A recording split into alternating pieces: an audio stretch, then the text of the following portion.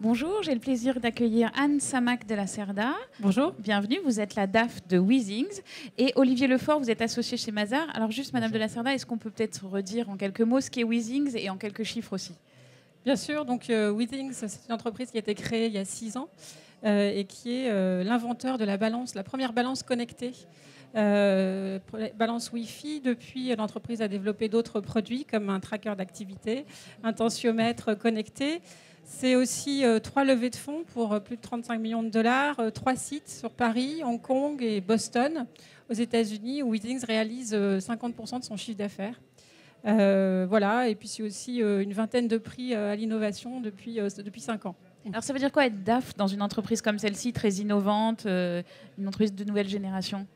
Ça veut dire être un peu au four et au moulin, j'ai envie de dire, puisque mon quotidien, c'est la gestion de l'hypercroissance, avec notamment la mise en place de process qui grandissent et qui prennent de l'importance avec la croissance de l'entreprise, et aussi donc la fiabilisation de toute la donnée financière, de la commande au cash, en passant par tous les process intermédiaires de logistique, puisque Weezings est aussi une entreprise industrielle.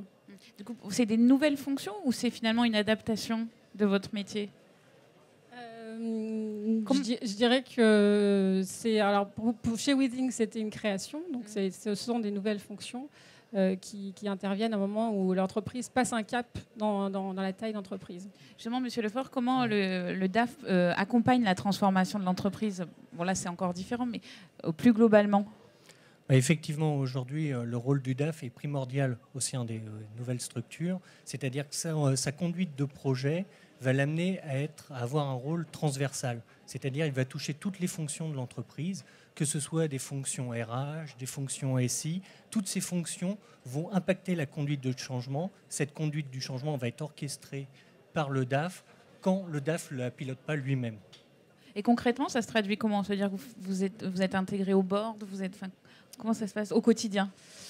Au quotidien, effectivement, j'aime à dire que je fais le grand écart entre être dans des choses très opérationnelles comme la surveillance du cash au quotidien et aussi la gestion du board, les reportings au board, et puis surtout j'ai envie de dire l'anticipation, puisque dans une PME à forte croissance, ce qui est important pour le DAF, c'est d'être capable d'anticiper les prochaines étapes de l'entreprise. Donc, pour Weezings, ça peut être l'ouverture d'une nouvelle zone géographique et être capable de donner aux commerciaux les outils qui vont être importants pour eux pour réussir dans cette nouvelle zone. Ça va être proposer une nouvelle devise ou de la couverture crédit. C'est clé. Voilà. Et puis, ça peut être aussi préparer des nouvelles étapes de croissance plus corporate. Monsieur Lefort, si on revient du côté auditeur, quels sont les dispositifs à mettre en place pour optimiser en fait vos apports à l'entreprise au-delà des réglementations traditionnelles, légales, on va dire. Ouais, voilà. Effectivement, la mission du commissaire aux comptes traditionnelle, c'est la certification des comptes annuels. On émet une opinion sur la sincérité, la régularité des comptes annuels. Néanmoins, le commissaire aux comptes maintenant va avoir des missions connexes qu'on appelle les DDL, les diligences directement liées. Elles sont apparues et ont été homologuées début 2008.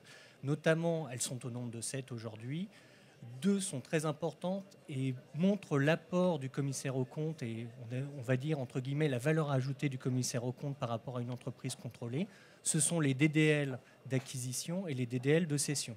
La DDL d'acquisition, très simplement, c'est que l'entreprise contrôlée va avoir une cible effectivement en vue, va demander à son commissaire aux comptes de faire des diligences. Il va pouvoir émettre soit des attestations, soit des consultations, faire des prestations d'audit et des examens limités des comptes.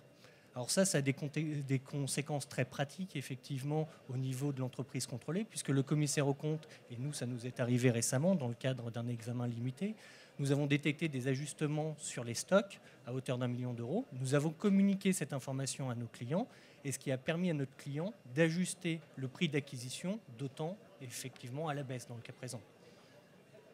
Et juste pour terminer, est-ce que vous conseilleriez aux DAF des grandes entreprises de tenter l'aventure des PME ou des petites entreprises, des startups, j'ai envie de dire? Absolument. Enfin, moi, j'ai fait 10 ans dans les grands groupes avant de plonger dans la PME. La première a été leguide.com, qui est une entreprise qui a aussi grandi en bourse notamment, mais aussi en termes de chiffre d'affaires. On a fait x6. Et puis maintenant, chez Withings, je trouve que l'expérience de la PME est très enrichissante dans la mesure où on voit tout de suite les impacts de ces décisions, les bonnes comme les mauvaises, dans la marche de l'entreprise. Vous partagez cette vision ? Oui, tout à fait. Je pense qu'il est probable que dans une PME, on a une diversité de tâches qu'on ne retrouve pas dans un grand groupe. Là où on va toucher effectivement, encore une fois, on en parlait tout à l'heure, les différentes fonctions de l'entreprise, on va avoir encore une fois un rôle beaucoup plus transverse. On va toucher les DRH, les DSI, et je pense que c'est vraiment un poste très important au sein d'une PME, un DAF, puisqu'il va participer presque, on va dire, à la quasi-totalité des décisions prises par la direction générale. Très bien, le message est passé à nos auditeurs. Merci beaucoup. Merci. À vous.